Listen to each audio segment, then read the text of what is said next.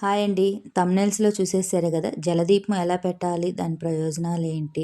అనేది ముందు ముందు వస్తా ఉంటది చూడండి. వీడియో అయితే స్కిప్ చేయొద్దు. ఇప్పుడైతే పౌర్ణమి రోజైతే నేను పొద్దున్నే లేసైతే ఇల్లుదైతే తుడిచేస్తున్నాను.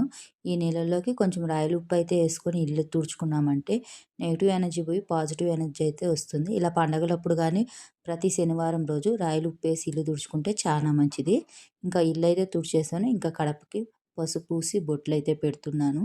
ఇలా బొట్లంతా పెట్టేసి ముగ్గయితే వేసేసుకున్నాను. నేను ఎప్పుడైతే బయట చిన్న ముగ్గేసుకుంటానో, ఇంట్లో అయితే కొంచెం నీట్‌గా, కొంచెం పెద్దదిగా కలర్స్ ఎక్కువ వేసుకొని ముగ్గయితే వేసుకుంటాను. ఎందుకంటే బయటయితే అందరూ తొక్కేసి పిల్లలంతా చెడిపేస్తున్నారు. అందుకనైతే దేవుడి ముందర ఇలా ముగ్గు వేసుకుంటే నాకైతే చాలా ప్రశాంతంగా ఉంటుంది. ఇంకా ఈరోజు సాయంత్రం గుడికి వెళ్ళేదానికైతే అన్నీ సిద్ధమైతే చేసుకుంటా ఉన్నాను. ఇంకా గుళ్ళో అయితే 365 ఒత్తులు వెలిగిస్తారు గదా! ప్రతి ఒక్కరికి తెలిసిన విషయమే ఇది. ఇంకా ఈ ఒత్తులైతే అన్నీ సిద్ధమైతే చేసుకున్నాను. ఇప్పుడైతే ఇంక పొద్దున్నే పూజకైతే ఇక్కడ ఉప్పు దీపం అయితే పెడుతున్నాను. ఎప్పుడు గూడా నేను చాలా సార్లు చెప్తాను. ఉప్పు దీపం పెట్టేటప్పుడు కొత్త ప్యాకెట్ ఉప్పే యూజ్ చేయాలి. పాతది ఇంట్లో వాడేది ఎప్పుడు యూజ్ చేయకూడదు. ఇప్పుడైతే నేను ప్రమిదలకి, మూకుడికి పసుపు పూసేసుకుంటున్నాను. ఇంకొక విషయం గూడా ఉప్పు దీపం పెట్టేటప్పుడు ఎవరితో మాట్లాడకూడదు. సైలెంట్‌గా దీపం అనేది పెట్టుకోవాలనమాట. అలా పెడితేనే ప్రయోజనం అనేది ఉంటుంది. ఈ ఉప్పు దీపాన్ని ఐశ్వర్య దీపం కూడా చాలామందైతే అంటారు. ఈ కార్తీక పౌర్ణమి రోజు ఈ మాసమంతా నీచు తినకుండా ఈరోజు ఉపవాసం ఉండి సాయంత్రము పిండి దీపారాధన అయితే చాలామందైతే చేసుకుంటారు. నేనైతే అలా ఉపవాసం ఏమి ఉండను. ఇంకా మాసమంతా కూడా నాన్ వెజ్ తినకుండా అలా అయితే ఏమి ఉండేది లేదు. ఏ రోజు ఆ రోజు ప్రత్యేకత అయితే పూజ అయితే చేసుకుంటాను నేను. ఇంకా గుళ్ళో అయితే నేను 360 ఒత్తులు అయితే వెలిగిస్తాను. ఇక్కడైతే ఉప్పు దీపానికి పసుపు పూసి ముగ్గు వేసుకొని పసుపు కుంకుమతో అలంకరించుకొని ఉప్పు దీపం అయితే పెట్టుకుంటున్నాను. అదే ఐశ్వర్య దీపం అయితే పెట్టుకుంటున్నాను. ఇలా ప్యాకెటు సీల్ చేయని ప్యాకెటే యూజ్ చేసుకోవాలన్నమాట. ఇప్పుడైతే ప్యాకెట్లో 3 పిడికిళ్ళు మనం మనసులో అనుకుంది పోయాలన్నమాట. కింద పడకుండా పోయాలి. 3 పిడికిలు ఉప్పు, మన కోరికలు, మన బాధలు అన్నీ చెప్పుకొని ఉప్పు దీపం పెట్టుకోవాలన్నమాట. ఇలా ఇంకో ప్రమిద పెట్టి, ప్రమిద మీద ప్రమిద పెట్టి ఒత్తి వేసి, నూనె వేసి వెలిగించుకుంటున్నాను. మా వీడియో గాని నచ్చినట్లయితే లైక్ చేయండి, షేర్ చేయండి, సబ్స్క్రైబ్ అయితే చేసుకోండి. ఇప్పుడైతే నూనె పోసేస్తున్నాను. అలాగే ఉసిరి దీపాలు కూడా అయితే సిద్ధం చేసుకున్నాను. మొన్న గుళ్ళో అయితే పెట్టాను. ఈరోజైతే ఇంట్లో అయితే వెలిగిస్తున్నాను.